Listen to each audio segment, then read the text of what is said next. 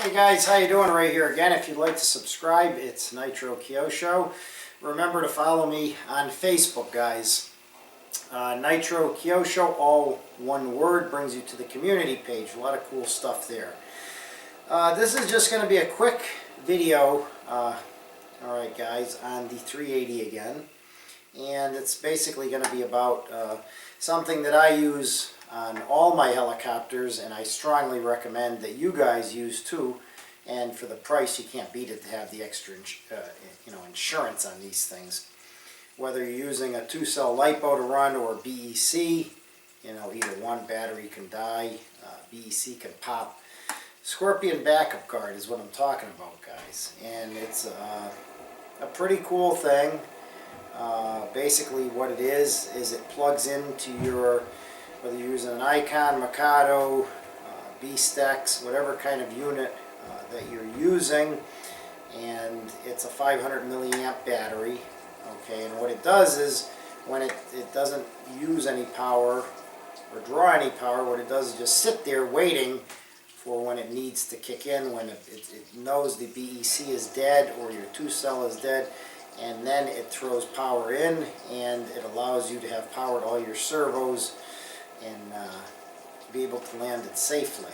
Okay, and a lot of guys were asking me about on something like this, where could you really put it? So this is just, like I said, going to be a quick video of the placement of where I decided to put it, and it seemed like the most logical place. You can put it wherever you want, but I think this kind of was a little bit more aesthetically pleasing. Okay, and the reason that I didn't tuck it inside and back of the battery, I'll show you right now when I get up with this, guys. All right,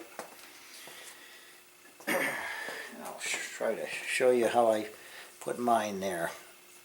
What I did was I put on the lower part, okay, of the bracket down here, I put some sticky tape, and you can probably, if you can see it in there.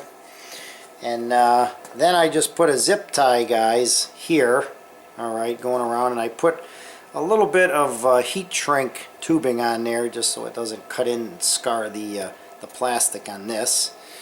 And basically the reason that I put it like this was because the little charge part is here on this side, okay, and the switch to turn it on is over here.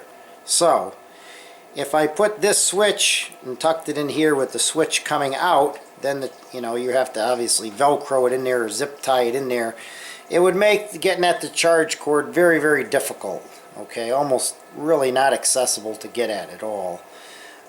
So then if you had put with the charge cord here coming out this way with this laying in back, then you would have the switch tucked inside. So the logical choice, after I looked this over, I decided to put it there, and it doesn't affect any of the balance of the helicopter, because obviously your battery's up front there. Okay, now you can, I'm using satellites here, guys, one on each side, so I mean, if you wanted, you could put it on the side of the helicopter, but I think if, a lot of people with Goblins, they want them pretty, they want them aesthetically pleasing. I took heat for putting a 120 speed control on my Goblin 500 on the outside. So, you can do whatever you want, guys, but this is how I did mine. I think that it kind of, it's actually the same spot I have it on my 570 back there.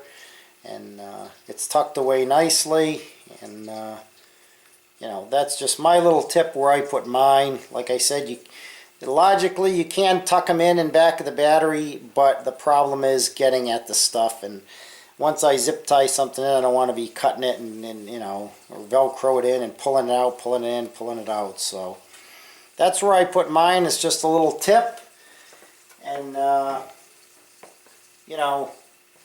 like I said, guys, these things can save you. I'm not a fan of BECs, okay? I have one on here with a Castle 100. I decided to use an external BEC because everyone said you'd blow up the stock one, the 5 amp one, and you know, on all my helicopters I run Scorpion backup guards. It's just extra insurance for $24, guys, and you know, it makes me feel a lot more comfortable knowing it's there, and that if something did happen, you hear about BECs popping all the time, guys, you know, and even a 2-cell battery, I mean, that's more reliable in my opinion. I use 2 cells on my 500 Goblin, 570 and 700 T-Rex, but some guys are diehard BEC and they don't want to be bothered charging that extra battery. You know, usually a 2-cell, they definitely trust a 2-cell more than a BEC any day of the week, okay? And you can get Thunder Power, 1900 milliamp ones that, you know, you can get 4, 5, 6 flights out of a Goblin 500 or whatever, so safely. But anyways, that's just my little tip on this, guys, and I hope that it helps you out.